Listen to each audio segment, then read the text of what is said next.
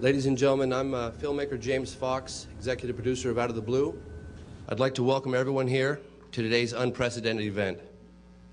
As we take pause in honoring our country's servicemen on Veterans Day, I would like to take this opportunity to thank all the distinguished panelists for traveling here from so far: Iran, Peru, Chile, and the UK. I also want to thank journalist Leslie Kean, the Coalition for Freedom of Information. Without her, this event could not have happened. Her tireless efforts for the last 3 months were invaluable. Our panelists are about to share with you extraordinary experiences they've had while conducting their duties as high-ranking government, aviation, and military officials. I'm now honored to present our moderator, former Air Force captain and two-term Arizona governor, Fife Symington.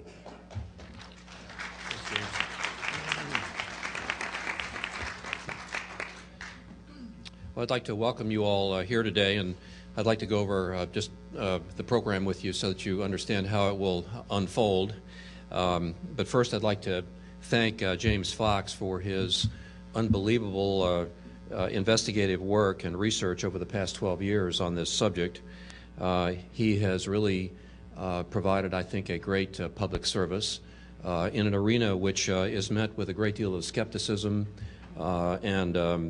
and I just admire his courage. And I've also very much enjoyed his production Out of the Blue. I think he's done a great job with that. But most importantly today is that he and Leslie Kean are responsible for pulling together this unique panel. I don't think there's ever been a more high-level or distinguished group, authoritative group, that has dealt with this matter in one conference. And I'm very excited to be a small part of it. I would also like to thank Leslie Kean. Again, I'd like to reiterate the fact that, as you know, she's an investigative journalist and director of the Coalition for Freedom of Information, and she has done a fabulous job in this arena and also absorbed a lot of the slings and arrows that are out there in the public arena regarding this subject. But she's done it with great fortitude and in, I think, very good taste. I will make my formal remarks after all the other gentlemen at the table here to my left and right have made their statements. But I would like to just quickly discuss the media format. Each of us is going to make a statement. He'll come up to the podium, give a 2 to 3 minute statement, and then sit down. We're going to roll through that part of the program so that everybody here can hear all of their testimony. After that, I'll stand back up here at the podium, and we will open this up for Q&A for credentialed members of the press. If members of the press, when you stand up and ask a question, if you would state your name and your affiliation, that would be very much appreciated.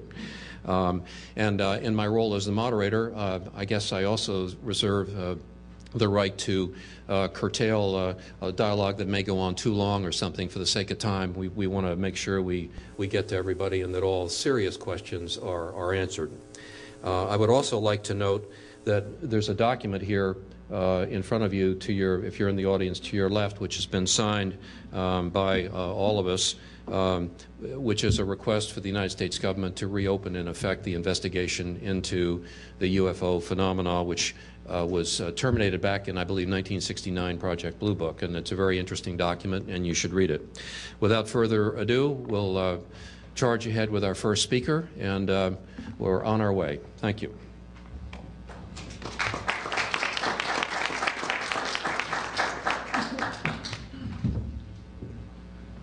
Ladies and gentlemen, good morning. My name is Wilfried de Brouwer. I'm a retired Major General of the Belgian Air Force, and I was Chief Operations in the Air Staff at the time that an exceptional UFO wave took place over Belgium. Indeed, during the evening of 29 November 1989, in a small area in eastern Belgium, approximately 140 UFO sightings were reported. Hundreds of people saw a majestic triangular craft with a span of approximately 120 feet, powerful beaming spotlights moving very slowly without making any significant noise, but in several cases accelerating to very high speeds. the following days and months, many more sightings would follow. The UFO wave would last more than a year, during which a Belgian UFO organization conducted more than 650 investigations and recorded more than 400 hours of audio witness reports. On one occasion, a photograph revealed the triangular shape and 4 light beams of the object. I have the photograph here if you want to see more details later on, but at the left, at your left, you see the original photograph. At the right, you can see an overexposed photograph which reveals the shape of the craft. Belgium had no official focal point for reporting UFO sightings. Nevertheless, in my function of Chief Operations, I was confronted with numerous questions about the origin and nature of these craft. In first instance, and in consultation with other NATO partners, I could confirm that no flights of stealth aircraft or any other experimental aircraft took place in the airspace of Belgium. In addition, the civil aviation authorities confirmed that no flight plans had been introduced. This implied that the reported objects or craft committed an infraction against the existing aviation rules. The Belgian Air Force tried to identify the alleged intruders and on 3 occasions launched F-16 aircraft. On one occasion, 2 F-16 registered rapid changes in speed and altitude which were well outside of the performance envelope of existing aircraft. Nevertheless, the pilots could not establish visual context, and the investigation revealed that specific weather conditions may have caused electromagnetic interferences and false radar returns. The technical evidence was insufficient to conclude that abnormal air activities took place during that evening. In short, the Belgian UFO wave was exceptional, and the Air Force could not identify the nature, origin, and intentions of the reported phenomena. Thank you very much.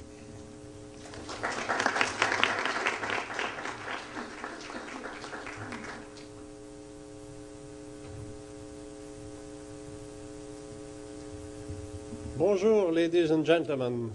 I am Dr. Claude Poher, retired astrophysicist and space research engineer from the National Center for Space Studies, which is the French equivalent of NASA. I was the founder of the Japan, the Group for the Study of Unidentified Aerospace Phenomena, which was an official agency devoted to the scientific study of UFO observation reports, and which remains active today, 30 years after, under the name of JPAM.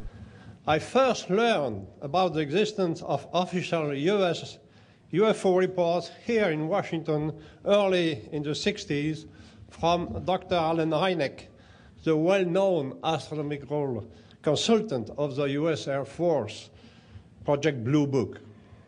I then began to investigate official UFO reports and undertake a scientific analysis of the data in France.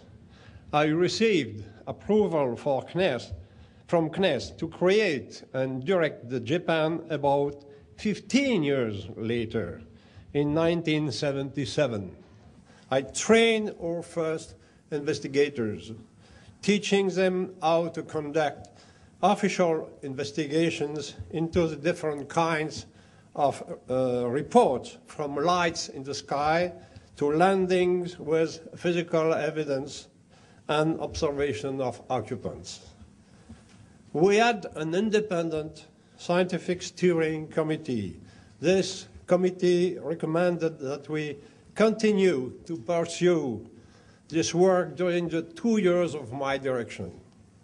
For example, I trained our investigators and my successors on the case of Cusack, where in August 1967, 2 young witnesses were alerted by the agitation of dozens of frightened farm animals at around noon. The witnesses then observed a landed spherical 3 meters diameter UFO at a distance of 80 yards, with 4 occupants near it. Very high luminosity was reported after slow takeoff, leaving physiological effects on the witnesses' eyes that were confirmed by the village mayor. The hiss noise described by the 2 witnesses was also heard by the anti-guard of the village. The UFO acceleration after vertical takeoff was estimated to be about 100 Gs by Japan experts. The occupants were seen floating in the air while entering the craft from its top, at first in a hurry like this. Physical traces on the ground from the craft were confirmed by the local police, as well as a sulfur oxide odor. CNES experts in meteorology and space debris worked in the field with the witnesses, along with a judge, a psychologist, an optical engineer, and an aeronautical engineer. They had full measuring equipment and work with the police as well. The official conclusion of Japan in 1979 was that about 15% of the cases remained unidentified after careful analysis by our experts. We concluded that the objects in most of these cases were compatible with flying machines whose flight physics were foreign to the experts' knowledge. What I've tasted previously is about the past. Now there are some recent experimental facts in direct relation with my Japan and UFO investigation involvement that I believe personally that are of great importance for our future and for the way you should handle now the UFO observation in the USA. After I left Japan, but remained in CNES, I continued to work in the UFO subject, but in the domain of theoretical physics. Last April, 30 years after, the physical theory about gravitation and inertia I was working on since 1980 was successfully tested in the laboratory. Effectively, I patented and tested in my laboratory devices able to create a strong artificial gravitation field that seems to be the cause of most of the strange effects that are described in UFO observation reports. I'm talking about such effects as tremendous accelerations, sharp turns, sudden stops, powerful emission of light, silent supersonic speed, stopping of cars, paralysis of witnesses, desiccation of vegetation, etc. Personally, I think that this discovery puts an end to many of the scientific enigmas about UFOs. These experimental results are currently open to be demonstrated in my laboratory in Toulouse for qualified scientists, scientific journalists, and industrial representatives, including those from the USA. Evidently, I am concentrating now on the very numerous possibilities of new applications, mainly in the domain of propulsion, of energy generation, and in the domain of health. Thank you for your attention.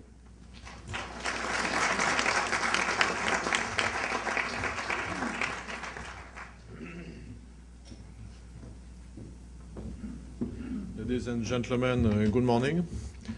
My name is Jean-Charles Duboc. I am a retired Air France captain. During Air France flight 3532 from Nice to London on 28 January 1994, I observed with my crew a UFO in broad daylight near Paris. We had few passengers on board, and none of them had reported that observation to the crew. The time was 1 p.m. and the visibility was excellent, with some altocumulus clouds. That object had been identified initially by a steward who was in the cockpit and by the co-pilot as a weather balloon. But when I identified it, it looked quite different. In fact, this UFO was in evolution, and it looked like this, with a bank angle of 45 degrees. It seemed to be a huge flying disc. It stabilized and stopped moving. We observed it over 1 minute on the left of our plane, surprisingly totally stationary in the sky, and it disappeared progressively.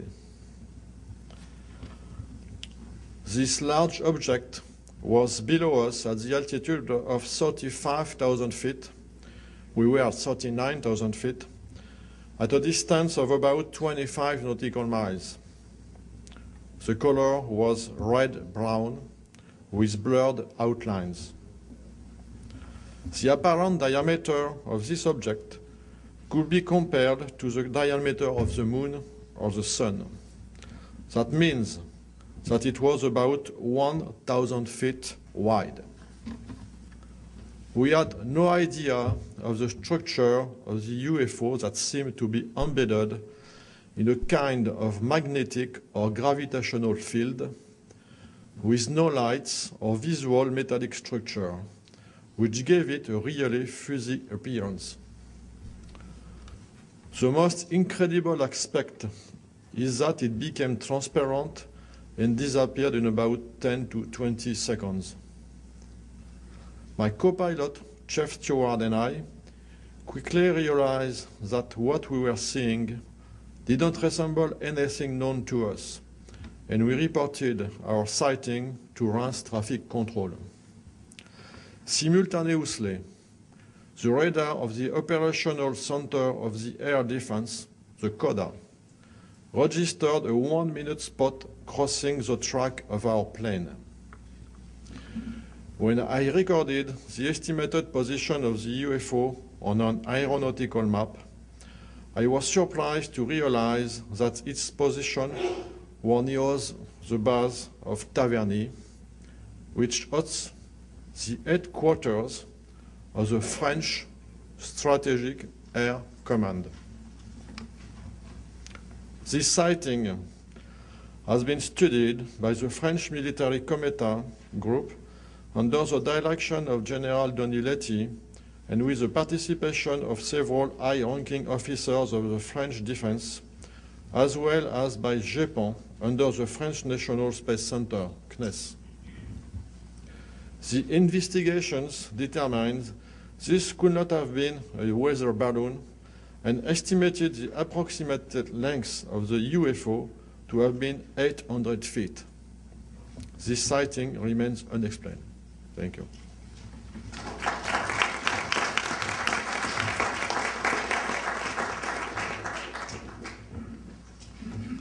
Good morning, ladies and gentlemen. My name is Jean-Claude Ribes, and I am an astronomer working for the French Centre National de la Recherche Scientifique from 1963 to 1998. I contributed to the French Cometa report, a 3-year military study on UFOs and national security, released in 1999, and more recently to the book Phénomènes aérospatiaux non identifiés, under the direction of Yves Sillard, chairman of the steering committee of JPAN. He asked me to represent him and JPAN here today. General Donizetti chairman of the Cometa group, also asked me to represent him here because he was unable to attend. The Cometa report was written mainly by high-ranking military people from the French High Studies Institute for National Defense. It analyzes the possible explanations for UFOs and their implications in terms of defense, with the extraterrestrial hypothesis presented as the most logical one, even if not formally proven. Some recommendations are made, including that all managers of the army, police, politics, and pilots be informed about UFOs, that detection systems be modified to take UFOs into account, and that the French government contact the United States and other allied countries to initiate cooperative action on the subject. So far, these recommendations have not been implemented. However, last March, my country took a big step forward. Jacques Patnais, current director of JPAN, released the French UFO files to the public. They were posted on a website, more than 600,000 sightings spanning 5 decades. Some cases involve multiple sightings and physical evidence, such as burn marks and radar trackings. Others documented UFOs with flight pattern or accelerations defying the laws of physics.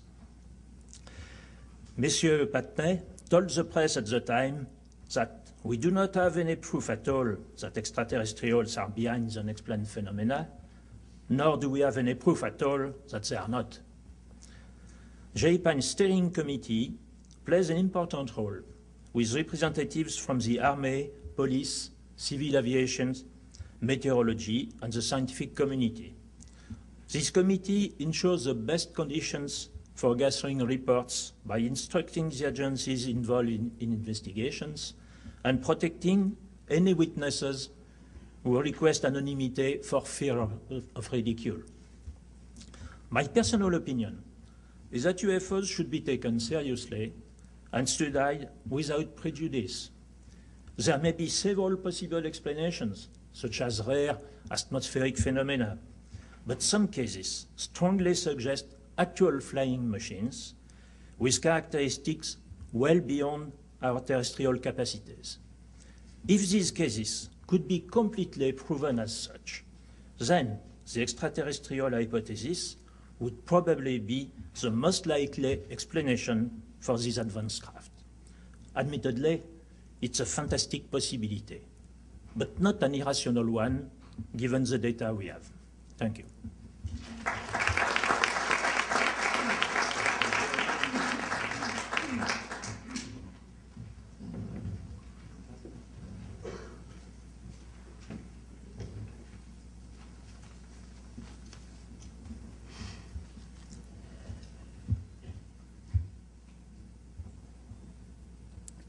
Good morning, ladies and gentlemen. My name is Parviz Jafari, and I'm a retired general of Iranian Air Force. At about 11 p.m. on the evening of 18 September 1976, citizens were frightened by circling of an unknown object over Tehran, the capital city of Iran, at a low altitude. It looked similar to a star, but bigger and brighter. They reported it to the tower and was seen by Towerman 2. He alerted the Air Force Command Post, and Deputy General Yousefi decided to scramble an F-4 jet to investigate. The pilot in the first jet lost instrumentation and communication when he got too close to the brilliant object, so he headed back. About 10 minutes later, they scrambled a second jet, which I was piloting. At the time, I was a squadron commander. I approached the object, which was flashing with intense red, green, orange, and blue. The light was so bright that I was not able to see its body. The sequence of flashes was extremely fast, like a strobe light. We locked on it with radar it was at 30 degrees left at range of 25 miles. The size on the radar scope was comparable to that of a 707 tanker. 4 other objects with different shapes separated from the main one at different times during this close encounter. Whenever they were close to me, my weapons were jammed and my radio communications were garbled. One of the objects headed toward me. I thought it was a missile. I tried to launch a heat-seeker missile to it, but my missile panel went out. Another followed me when I was descending on the way back. One of the separated objects landed in an open area radiating a high bright light in which the sands on the ground were visible. We could hear emergency squash at all the way, which was reported by other airliners flying at the time and continued for another couple of days. During my interview at headquarters, after the incident, the American Lieutenant Colonel Alan Moy took notes, but after it was over, I could not find him to talk with. Later, once classified document was released here in America through the Freedom of Information Act, the Defense Intelligence Agency documented the event in a great detail, and it was sent to NSA, the White House, and the CIA. The DIA assessment said this case is a classic that meets all necessary conditions for a legitimate study of the UFO phenomena.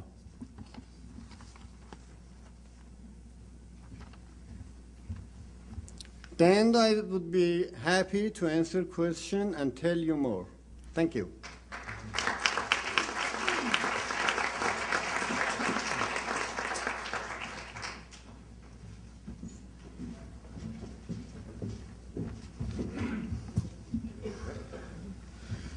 Muy buenos días, señoras y señores. Good morning, ladies and gentlemen. Soy el capitán de Ejército de Chile, Rodrigo Bravo. Soy oficial del Ejército y piloto militar. I am Rodrigo Bravo, captain and pilot of the Chilean Army.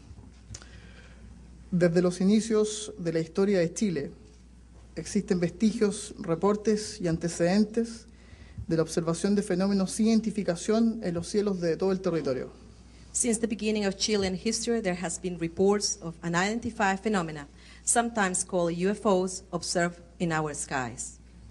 Con el correr de los años, la implementación de nuevas tecnologías se ha logrado determinar explicaciones para algunas de estas observaciones, quedando siempre una porción de reportes sin una respuesta dentro de la ciencia y de la lógica conocida.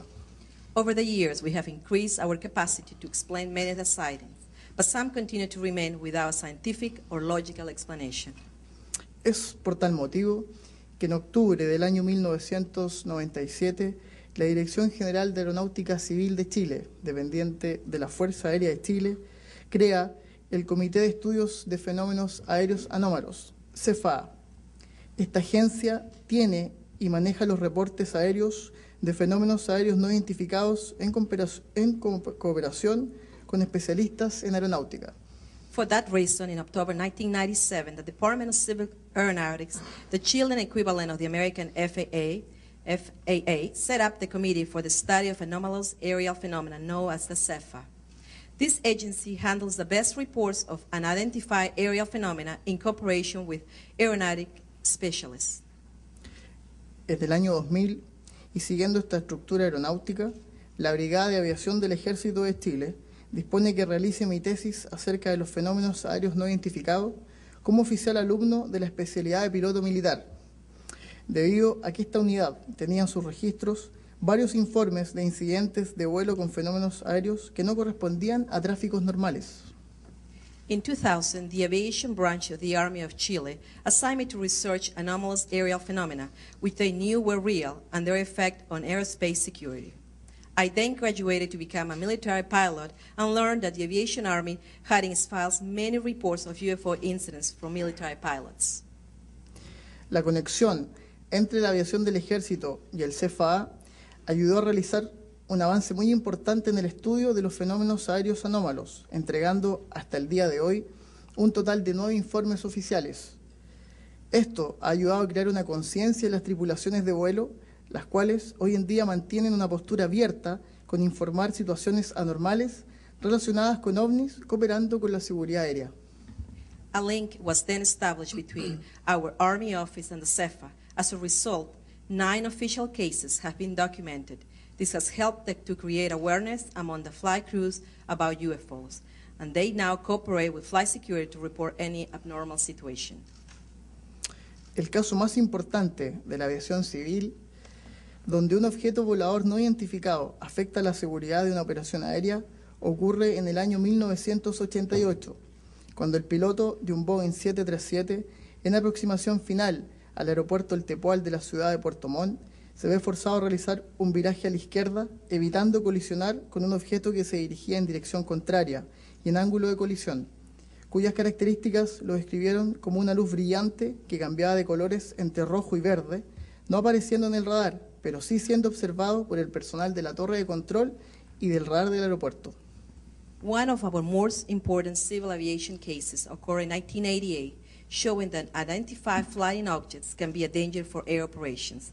A Boeing 737 pilot, on a final approach to the runway at the Tepual Airport in Puerto Montt City, suddenly encountered a large white light surrounded by green and red. The light was moving in the opposite direction of the airplane, coming straight at it. The pilot had to make a steep turn to the left in order to avoid a collision. The phenomenon was observed by the control tower and radar personnel.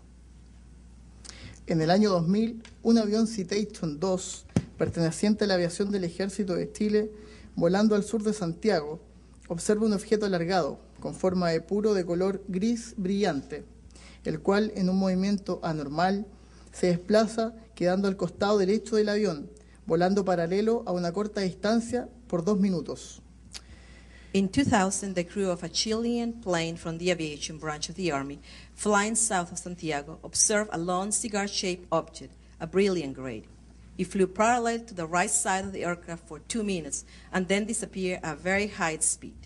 This object was detected by the radar of the control center of Santiago, which notified the crew minutes before the incident. Lamentablemente, el tema relacionado con los ovnis se encuentra muy contaminado y con una importante cantidad de información falsa, proveniente de personas no calificadas para realizar y analizar este fenómeno. Esto produce que se aleje completamente este tema del estudio científico y especializado. Sadly, the UFO subject has been contaminated with false information, out of touch with reality, provided by unqualified people to the media. This has moved the issue away from a scientific and a specialized study where it belongs. Es por este motivo, hacemos un llamado a todos los países que están actualmente trabajando este tema de manera seria y concreta, incluyendo los Estados Unidos de América, para unir los esfuerzos y realizar cooperación mutua en nuevos descubrimientos y casos que ayuden a desarrollar teorías que permitan contrarrestar los efectos de los fenómenos aéreos no identificados en las operaciones aéreas de todo el mundo. In light of that problem, we now make the call to all the countries that are presently working on this issue in a serious and factual way to unite their efforts. We would like this to include the United States of America. This cooperative effort will help all of us counteract the potentially unsafe effects of the UFOs on air operations around the world. Para tal efecto, sabemos que permanentemente se registran observaciones, las cuales provienen de personas relacionadas con el mundo aeronáutico, entre los cuales están los pilotos, controladores, personas de operaciones y apoyo terrestre de todos los aeropuertos, que claramente tienen un conocimiento técnico que permite determinar si un fenómeno corresponde o no a los tráficos que operan regularmente. New cases are being documented by pilots, traffic controllers, operations staff at the world's airports, and by many others with the proper training to determine if a flying object is something unusual. El verdadero origen de los ovnis o fenómenos aéreos no identificados es aún desconocido, pero sí es real que afectan ocasionalmente las operaciones aéreas en todo el planeta. The true origin of the UFOs is unknown, yet they do affect aviation all around the planet, and this must be addressed. Thank you very much.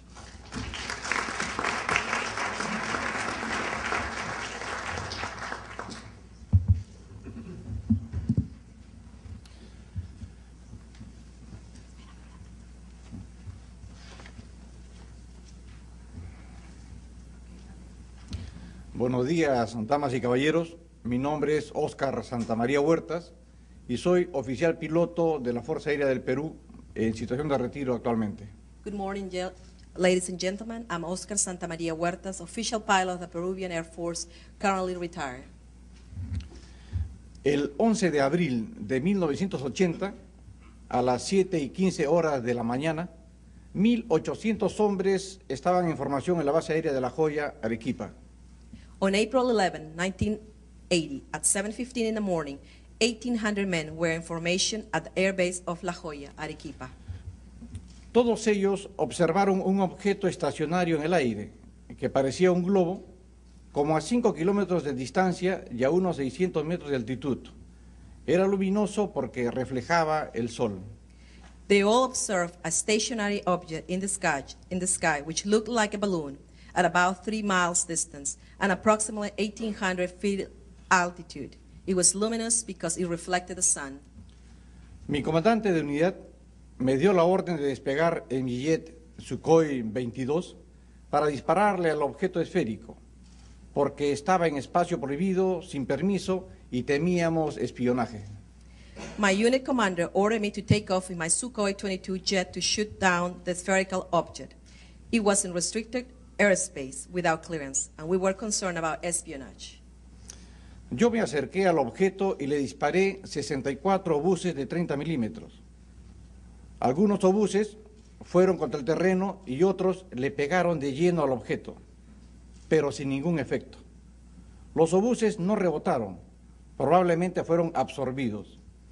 La pared de fuego en forma de cono que yo mandé normalmente hubiera destruido cualquier objeto en su camino. I approached the object and strapped 64 30mm shells at it. Some projectiles went towards the ground and others hit the object fully, but they had no effect at all. The projectiles didn't bounce off, probably they were absorbed. The cone-shaped wall of fire that I sent out will normally obliterate anything in its path. El objeto entonces empezó a subir y a alejarse de la base. Y cuando yo estaba a unos 11.000 metros, de repente se detuvo, forzándome a salir del lado porque ya me encontraba a solo 500 metros de él. Entonces hice un ascenso para atacarlo desde arriba, pero justo cuando ya lo había centrado en la mira y estaba listo a disparar, el objeto hizo un ascenso vertical evadiendo mi ataque. The object then began to ascend and move farther away from the base.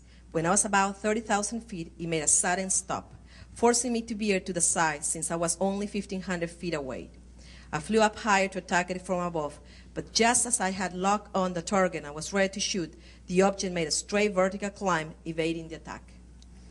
2 veces más tuve al objeto en la mira, cuando éste se encontraba estacionario, y cada vez se alejó al último momento antes de mi disparo, siempre evadiendo mi ataque.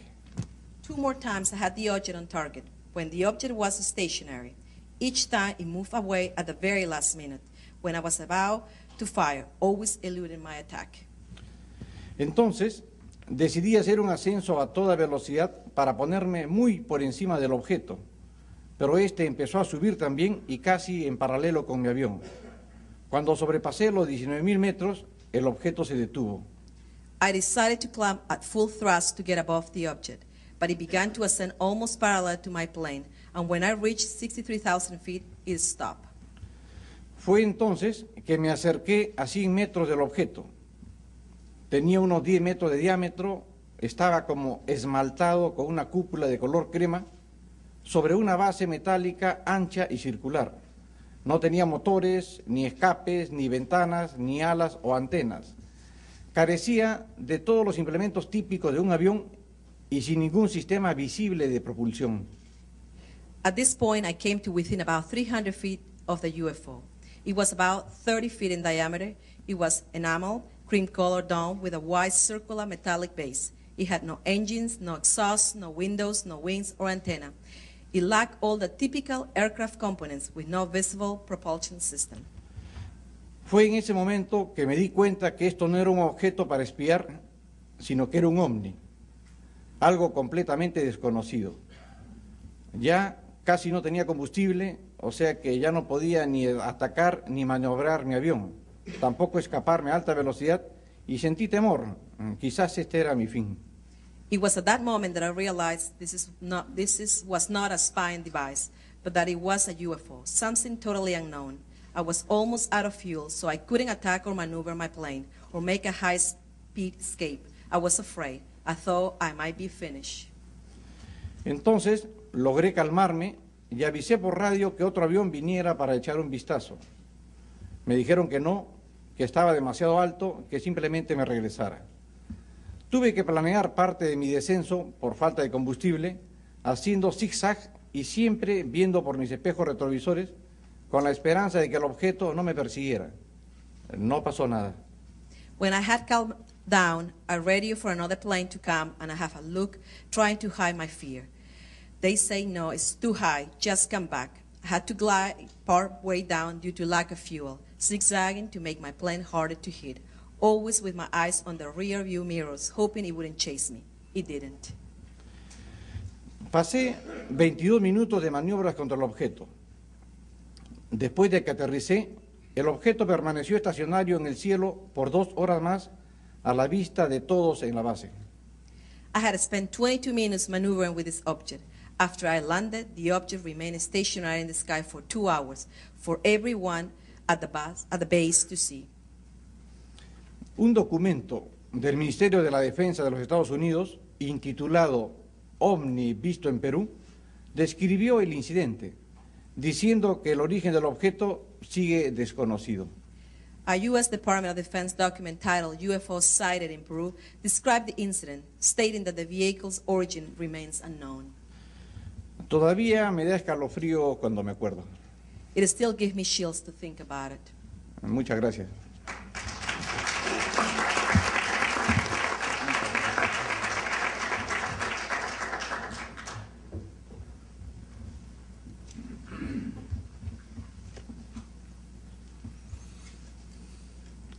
Damas y caballeros, soy el doctor Anthony Choi, miembro fundador de la Oficina de Investigación de Fenómenos Aéreos Anómalos, o IFA, de la Fuerza Aérea del Perú, y un investigador para esta oficina.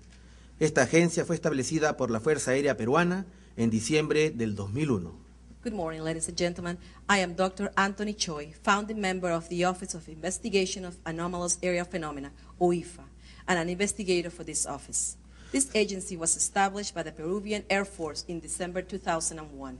Soy autor del proyecto 33, primer estudio integral sobre este tema en el Perú. He viajado por todo el país durante 9 años, hablando con testigos, obteniendo información audiovisual como fotografías y videos y recolectando información sobre este tema. I'm the author of Project 33, the first integral study of the UFO phenomenon in Peru.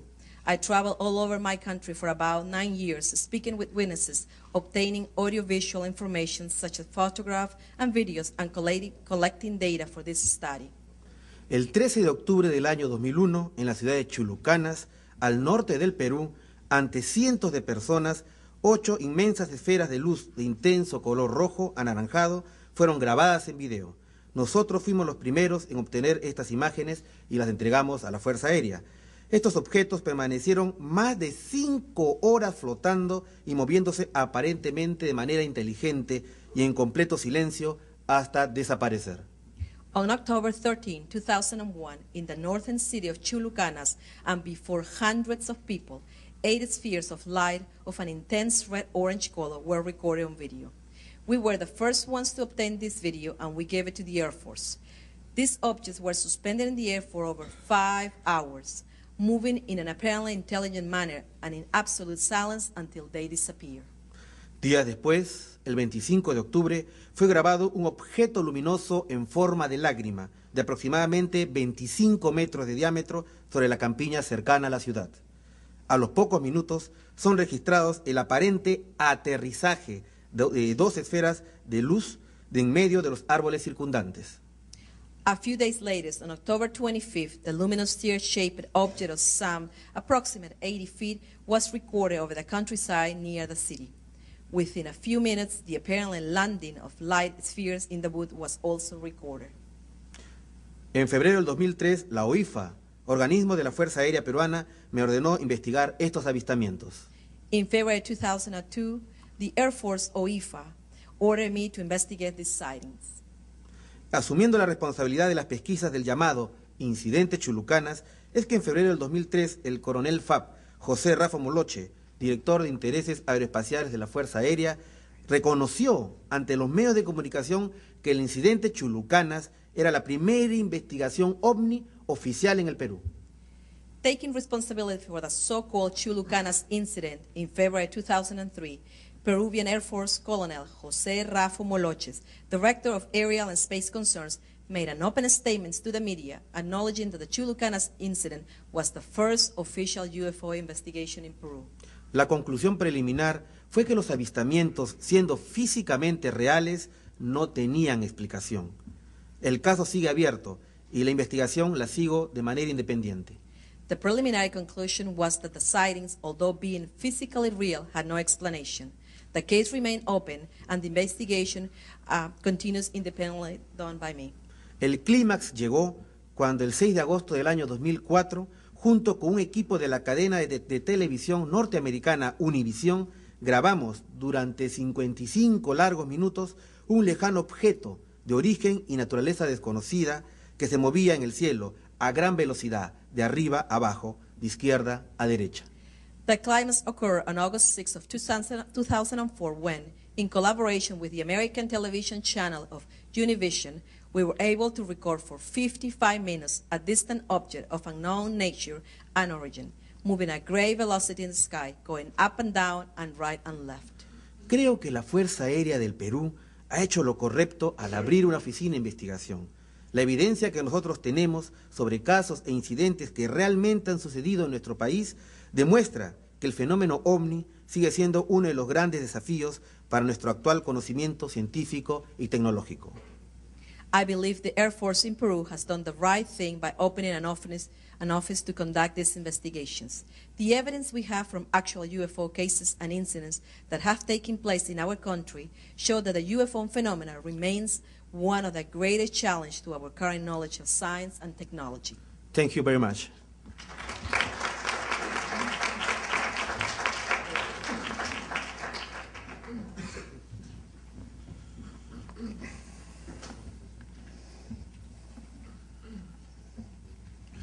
Good morning, everybody. Thank you for coming this morning.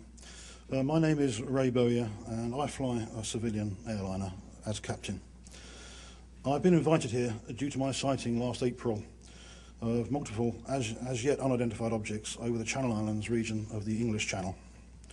This encounter lasted for 15 minutes, and the first object being visible from 55 miles distance. On nearing the object, a second identical shape appeared beyond the first. Both objects were of a flattened disc shape with a dark area to the right. They were brilliant yellow with light emanating from within, and I estimated them to be up to possibly a mile across. I found myself astounded but curious, but at 12 miles distant these objects were becoming uncomfortably large, and I was glad to descend and land the aircraft. Many of my passengers saw the objects, as did the pilot of another aircraft 25 miles further south. There is also possible radar information still being investigated. A team headed by Dr. David Clark looking at this case will shortly be published. Will shortly publish a report, but I understand that at this time no definitive solution has been discovered to explain the sighting as yet. I've taken note of some of the differences between the British and the US reporting system. It appears that attitudes on opposite sides of the Atlantic are very different when it comes to the required reporting and recording of this type of event. Air law stipulates quite clearly that if an operating crew of an aircraft see another aircraft in a place that it shouldn't be, then at the earliest opportunity the whole scenario is to be reported to the relevant authorities. In my case, the British Civil Aviation Authority knew within 20 minutes of the sighting what was seen as described in the flight log and faxed directly to the relevant CAA office. The military were informed by Jersey Air Traffic Control at the same time. This is not an option. This is an obligation that crews react in this manner. In my experience, having reported the incident as required has had no negative effect, and there was no problem with me talking about this on British television. Indeed, my company, Aurigny Air Services, have offered every support to date. The assistance of Jersey Air Traffic Control in releasing recorded information to myself and the investigating team has been of great benefit. I did not feel that I was in any danger of being ridiculed because all I did was report what actually happened, as was my duty as operating aircrew. I heard about the multiple witness sightings at Chicago O'Hare Airport about a year ago now, on November the 7th, 2006. I was surprised to hear how it was handled. Despite many pilots and airport personnel witnessing the object hovering over the terminal, there was no investigation at all by the FAA. It appears that pressure may have been applied to crew members by their company not to discuss this incident. I would have been shocked if I was told that the CAA in UK would obstruct an investigation, or if the CAA told me that what I had seen was something entirely different. But it seems that pilots in America are used to this sort of thing here. I would urge all fellow aircrew to report whatever they see as soon as possible and to stand up and be counted. It's only when crucial and critical witnesses such as aircrew make reports that the authorities will be kick-started into a broader investigation of this phenomena. Thank you very much.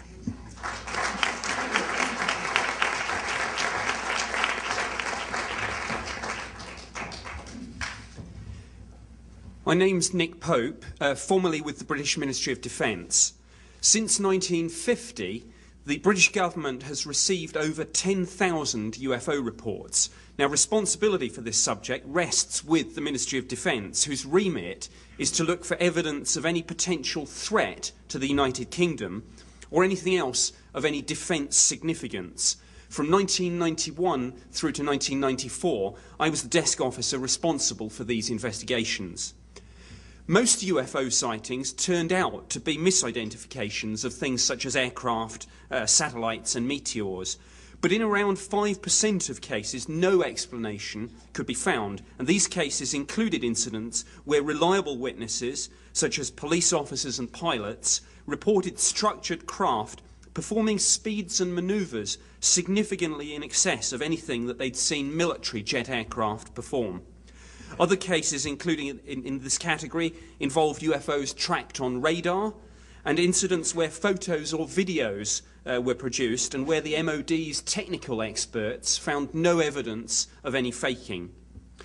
The MOD actually takes no position on the nature of the UFO phenomenon, but I and some of my colleagues became privately convinced that whatever was going on, there were serious defence, national security and flight safety issues involved.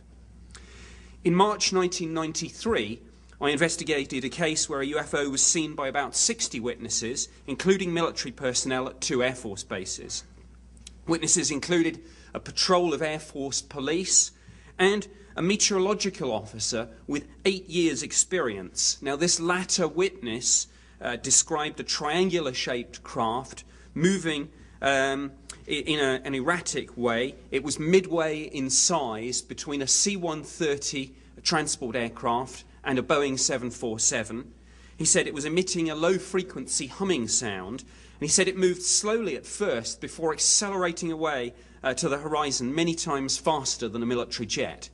My head of division's brief to the Assistant Chief of the Air Staff concluded, quote, "In summary, there would seem to be some evidence on this occasion that an unidentified object or objects of unknown origin was operating over the UK," unquote. The case file, published on the MOD's website, also mentions related inquiries from the US authorities, asking if the UK had a black programme that might explain some UFO sightings involving large triangular-shaped craft. Now that's interesting, given the US government's public position that UFOs are no longer investigated. Britain's best-known UFO sighting occurred in 1980 and involved United States Air Force personnel from 2 military bases in the UK. There were multiple witnesses, and an object was seen to land in a place called Rendlesham Forest. A Geiger counter was used to take radiation readings at the landing site, and the assessment undertaken by the MOD's Defence Intelligence staff stated that the levels recorded seemed, quote, significantly higher than the average background, unquote. We're fortunate to have 2 of the witnesses to these events here today, and I'd like to hand over to one of them now so he can give you some specifics. Thank you.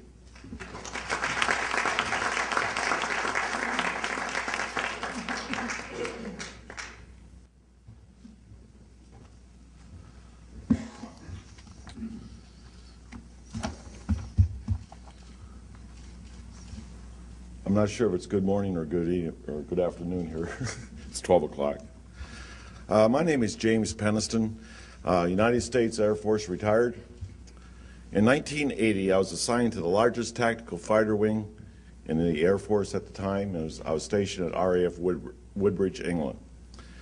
I was the senior security officer in charge of that base security. At that time, I held a top secret U.S. and NATO security clearance and was responsible for the protection of the war-making resources for that base. Shortly after midnight on the 26th of December 1980, Staff Sergeant Steffens briefed me that some lights were seen in Rendlesham Forest, just outside the back gate. He informed me that whatever he seen didn't crash.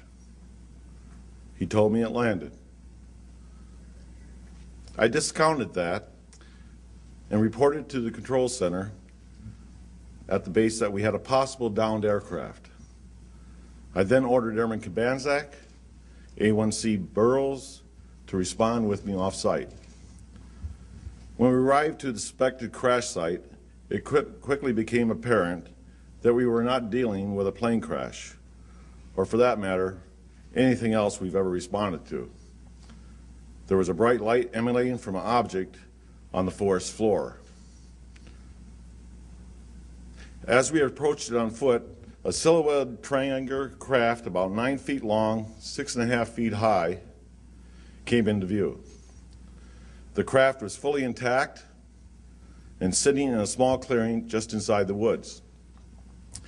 As the 3 of us got closer to the craft, we started experiencing radio difficulties. I then asked Airman Kabanzak to relay the radio transmissions back to our control center, act as a relay. Burroughs and I proceeded towards the craft. When we came up on the triangular-shaped craft, there were blue and yellow lights swirling around the exterior as though they were part of the surface. The air around us was electrically charged, and we could feel it on our clothes, our skin, and our hair. Nothing in my training prepared me for what I was witnessing. After 10 minutes without any apparent aggression, I determined the craft was non-hostile to my team and to the base. Following the security protocols, we completed a thorough on-site investigation. This included a full physical examination of the craft, which included photographs and my notebook entries that I had at the time, and relays with the radio through Airman Kabanzak to our control center. Those were required. On one side of the craft, there were symbols that measured 3 inches high, and they're approximately about 2.5 feet long. These symbols were pictorial in design. The largest symbol was a triangle and was centered in the middle of the others. These symbols were etched in the surface of the craft, which was warm to the touch. Even though it looked like black onyx, it felt like metal. The feeling I had during the encounter was like no type of aircraft that I've ever seen before. It was in the Jane's book of known aircraft or anything I've seen since. After roughly about 45 minutes, the light from the craft began to intensify. Burroughs and I then took a defensive position away from the craft as it lifted off the ground without any noise or air disturbance. It maneuvered through the trees and shot off at an unbelievable rate of speed. It was gone in a blink of an eye.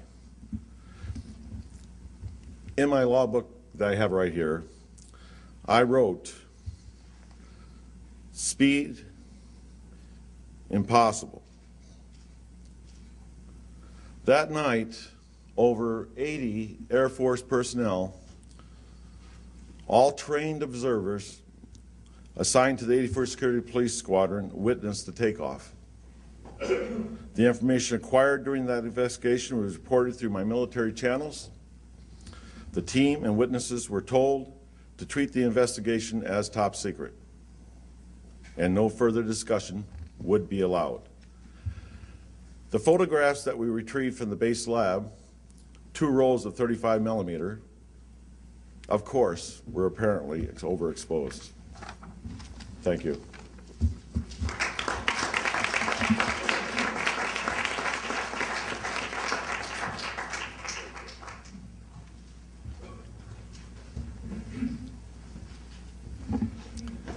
Good morning, ladies and gentlemen. My name is Charles I. Halt. In 1991, I retired from the U.S. Air Force as a colonel. I was base commander of two large military installations, and at the time of my retirement was Director of Inspections Directorate for the DoD Inspector General. In that capacity, I had inspection oversight of all military services and defense agencies. In 1980, I was the Deputy Base Commander, RAF Bentwaters, the largest twin base complex in East Anglia. At the time, this was the largest tactical fighter wing in the Air Force. In late December 1980, I was called upon to investigate a very strange event, an event that was distracting our security police from their primary duties. Early on the morning of 26 December 1980, our police patrolman discovered strange lights in the forest east of the back gate at RAF Woodbridge. 3 patrolmen were dispatched to investigate. They reported a strange craft, triangular in shape, sitting on 3 legs. The craft was approximately 3 meters on a side. It had multiple lights. It rapidly maneuvered and quickly disappeared. I was not immediately aware of all the details, only being told of strange lights, and I assumed there was a reasonable explanation for this.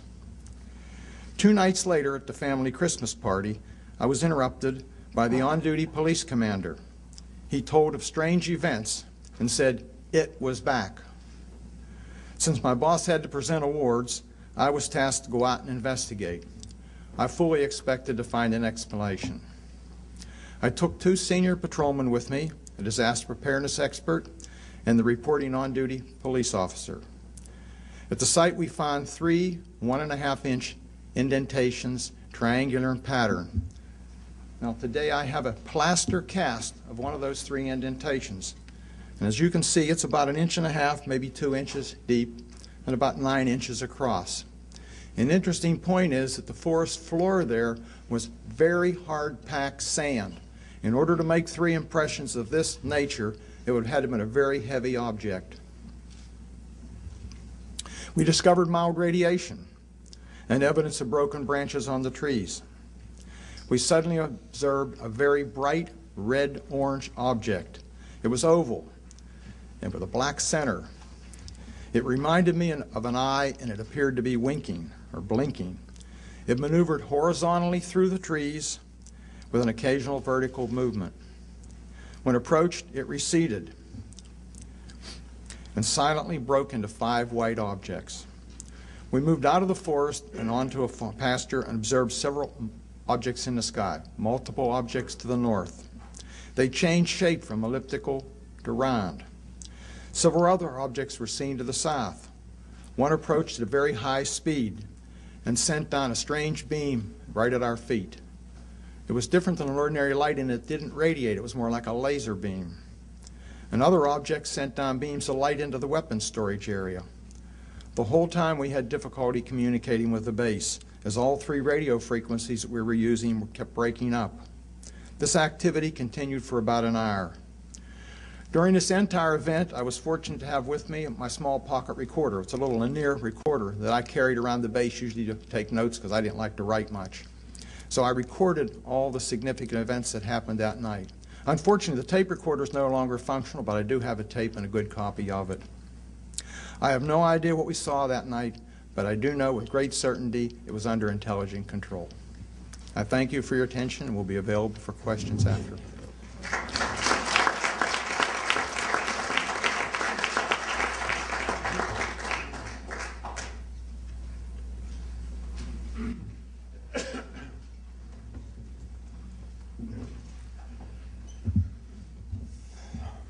What I'm about to tell you is about an event that never happened. I used to tell the people before when we get done it's one of these things that says, who are you going to believe? Your lying eyes or the government? I'm John Callahan. I was the division chief of the Accidents, Evaluations, and Investigation Division of the FAA in Washington for 6 years during the 1980s. In early January 1987, I received a call from the Air Traffic Quality Control Branch in the FAA's Alaskan region office. They were requesting guidance and what to tell the media who were overflowing their office. The media was requesting information about the UFO that chased the Japanese 747 across the Alaskan skies for some 31 minutes at flight level 310, 31,000 and 35,000 feet. Somehow the word got out. What UFOs? When did this take place? Why wasn't Washington headquarters informed? Hey, the guy says, who believes in UFOs? I just need to know what to tell the media to get them out of here. The answer was simple.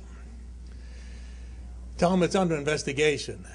And then I said, wrap it all up. I want the disc, I want the tapes, I want everything you have over there, and I want it at the FAA's tech center tomorrow morning. That means he has to put it on the midnight flight, the red line, and it's a pain to get all that done.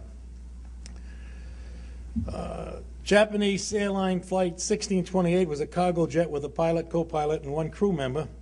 They were just north of Anchorage. It was about 11 p.m., but that's the time is not really correct. It was closer to 5. When the pilot first reported the UFO, he described it as a huge ball with lights running around it. He said it was about 4 times bigger than the 747 he was riding. And remember, the 747 has an elevator. And he's looking out the window and he sees something that's 4 times the size of his aircraft. He said he saw it with his eyes, his lying eyes, he saw it. The co-pilot with him saw it, and the other crew member all saw it visually. Over the course of the next 31 minutes, the UFO jumped miles in a few seconds. The radar sweep at that antenna was like 10 seconds. So at one time he says it's over here at 12 o'clock and 8 miles, and when the antenna goes by, we see a target there. 10 seconds later, it is now behind him, 6, 7 miles behind him. So it's going from 8 miles out here to 6 or 7 miles back here, really in like 5 or 6 seconds. Okay. After receiving the data from Alaska almost 2 months later after this happened, I briefed my boss, Harvey Safir, and the FAA administrator at the time was Admiral Ingen. And the Admiral said to go to the tech center to find out what's happening. I want to know what's going on. Now, the FAA had developed a program that was capable of recreating the traffic on the controller's scope. We call it today a plan view display, PVD. I instructed the FAA specialist to synchronize the voice tapes with the radar data so we could hear everything the controller and the pilot said, and we could be looking at the scope at the same time. So it would be as if you were standing behind the controller watching what was going on. The printout and radar playback displayed primary targets in the vicinity of the 747. These target returns were displayed about the same time and place as the pilot advised viewing the UFO. And if we had the capability of showing you this, you would see it also. Of course, the CIA said you can't see it because it's not there. Now, both the radar and manual controller observed the primary target. The military controllers also viewed the primary target on their radar, and they identified it as a double primary, a very large primary. The pilot and crew viewed the target on their radar, and they were also able to see the huge UFO out there with their own eyes. Now, if this craft had been a Learjet or a military aircraft in today's air traffic operations, when the pilot looks out the window and sees somebody shooting across his nose or flying along with him, the first thing he does is call air traffic and say, "Hey, do you have traffic at my altitude?" And the controller would panic, looks at the scope and says, "No, we don't have any traffic at your altitude." Well, it's an unknown. The air traffic controller then says, "We will track that guy until he lands, and we'll have flight standards meet him down there. We're going to write him up, we'll pull his ticket, we'll do whatever we have to do." But the pilot basically said, "It's a UFO." Well, who believes in UFOs? And this is the kind of attitude that the air traffic had at the time. So when I went back to headquarters, I gave Admiral England a quick briefing and showed him the video. He set up a briefing with the President Reagan scientific staff, and he told me my function was to hand this operation off to those people. And those people ended up being the CIA, the President's group, a bunch of grunts that came to the meeting. The Admiral says, "I want you to hand it off because the FAA does not control UFOs, and we want it out of our district." Now, I brought a copy of the videotape I made. I had bought a camera for Christmas just before this happened, and I took a videotape of it. When I got home, I showed it to my wife and my neighbors, and I made a copy of it. When I went to the briefing, we put on this video for the people there 2 or 3 times. So it takes, a half hour. So we'll talk about an hour and a half or so. They asked a bunch of questions, very intelligent questions. They wanted to know the speed of the antenna. They wanted to know the frequency of the antenna. They wanted to know the beam width of the antenna. They wanted to know the algorithm for the height finding equipment. And the people I brought up in the room were all headquarters technical engineers, hardware and software people, and they gave those answers like they were a high school math coach. A squared, B squared, C squared. They spit that stuff right out. It was really amazing to watch these guys work. When they got done, the CIA said to all the people there, "This event never happened. We were never here. And you're all sworn to secrecy. We are confiscating all this data." And they did. They took everything that was in the room. In those days, when you printed out something from the computer, it printed out boxes and boxes and boxes of these printouts. You remember these from the days when we used to see it on TV? Boxes and boxes of this stuff. This is titled "UFO Incident at Anchorage on 11/18/86. And it tells you what data is in here. So we could take a chart and we could reproduce everything that the controller's seen on a piece of paper. Well, they took all that data. A few days later, they brought in, or a few weeks later, I guess it was, they brought in the FAA's report of the event that never happened. I had them put it on a little table in my room in the corner, and I said, "Well, leave it there, and when the CIA wants the rest of the data, I'm sure they're going to come and get it." Not too long after that, they brought the voice tapes for the same incident, and we put that on top of that package, waiting for the CIA to come and get it. Now, when I was at the tech center, I had the software engineers and the hardware engineers put together a chart that would show every target along the route of flight. And what they did is they commented on it. This is when we first saw the UFO. This is when the pilot saw the UFO. This is when the military guy saw the UFO, all the way down here. And there's 2 of these. It's ripped off here a little bit because it ended up in my barn for a couple of years, and I didn't know it was in the box. and the mice were eating it. When I get done with this briefing, now we're talking to the engineers that build the air traffic control system, hardware and software. When I got done hanging this up on the wall, I said, tell me what those dots are. What is it? The hardware engineers got up and said, this problem over here, that's a software problem.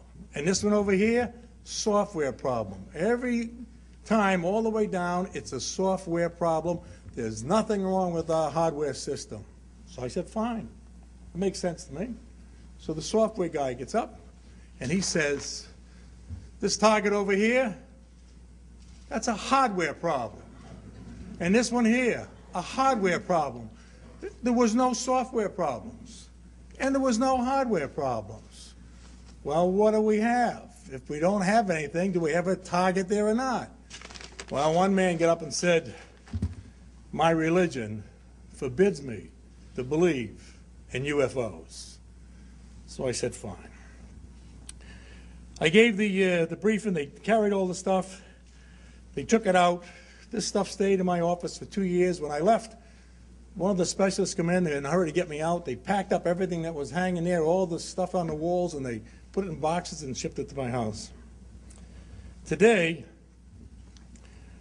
I like to say that most people working as FAA controllers, they're not really familiar with how the FAA system works.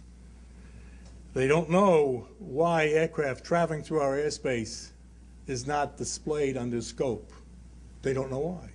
I do, but they don't. The system today in the organization of the FAA is not configured to identify and track these type of performances. That's the end of my speech. Who are you going to believe? Your lying eyes or the government?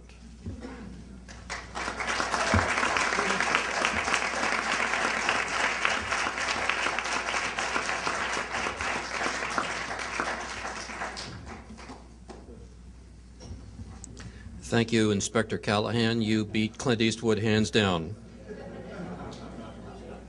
That was great. My remarks are pretty short. I'm Fife Symington. In 1997, during my second term as governor of Arizona, I saw something that defied logic and challenged my reality. I witnessed a massive delta-shaped craft that silently navigated over the Squaw Peak area in North Phoenix in the evening, and it was truly breathtaking. To my astonishment, it appeared to be a solid structure. It was huge. It had a very distinctive leading edge with huge embedded lights in it, and it was just traveling quietly, made no sound, through the Arizona night sky. I still don't know what it was. As a pilot and a former Air Force officer, I can definitively say that this craft did not resemble any man-made object that I'd ever seen. And it was certainly not high-altitude flares as put out by the Air Force at Luke Air Force Base, because I've never seen flares fly in formation. The incident was witnessed by hundreds, if not thousands, of people in Maricopa County and in southern Arizona, and my office was besieged with phone calls from very concerned citizens. The growing hysteria intensified when the story broke nationally, and so I decided to lighten the mood of the state, and I called a press conference where I dressed up my chief of staff in a Martian outfit. It was meant to be a spoof, a good-natured spoof. That worked. We managed to lessen the sense of panic at the time, but I also upset quite a few of my constituents. Well, I'd like now to set the record straight. I never meant to ridicule anyone. My office did make inquiries as to the origin of the craft, but to this day they remain unanswered. Eventually, the Air National Guard claimed responsibility, stating that their pilots had been dropping flares. They also, another individual from Tucson said that A-10s had been flying in formation over Maricopa County, but those of us in the Air Force, and those of you who know about A-10s, they're called the Warthog, it's a tank-killing aircraft, know that it's the noisiest machine in the sky, and there's no way that a flight of A-10s could come over Maricopa County and be quiet. That just doesn't work. So we get these explanations that fly in the face of facts, explanations like weather balloons swamp gas, military flares, and hardware and software problems. I was never happy with this silly explanation. There might very well have been military flares in the sky that evening, but that sure wasn't what I and what hundreds of my fellow citizens saw. Well, I now know that I'm not alone in witnessing something extraordinary. That's the bottom line. There are many high-ranking military, aviation, and government officials, many of whom are here today, who share my concerns. Some of them have truly exceptional stories to tell. There's absolutely no doubt as to the veracity of what these men have told you. They have fought in wars, they have guarded top-secret weapons, and they've flown countless passengers throughout the world's skies. Incidents like these are not going away. 1 year ago, Chicago's O'Hare Airport experienced a UFO event that made national and international headlines. Pilots and many other airline employees observed a metallic-looking disc hovering over the United Airlines terminal for several minutes, and then it shot straight up into the sky, cut a hole in the sky, disappeared. The FAA apparently did not investigate, dismissed the sightings as weather. We want the United States government to stop perpetuating the myth that all UFOs can be explained away in down-to-earth and conventional terms. Instead, our country needs to reopen its official investigation that it shut down in 1969. The United States government can no longer shun an international dialogue about this phenomenon, and we invite the government to work in cooperation with countries as represented on both sides of me here today. When it comes to events of this nature, dealing with the great unknown, we deserve, I believe, more openness and a serious pursuit of the facts by our government. Thank you very much.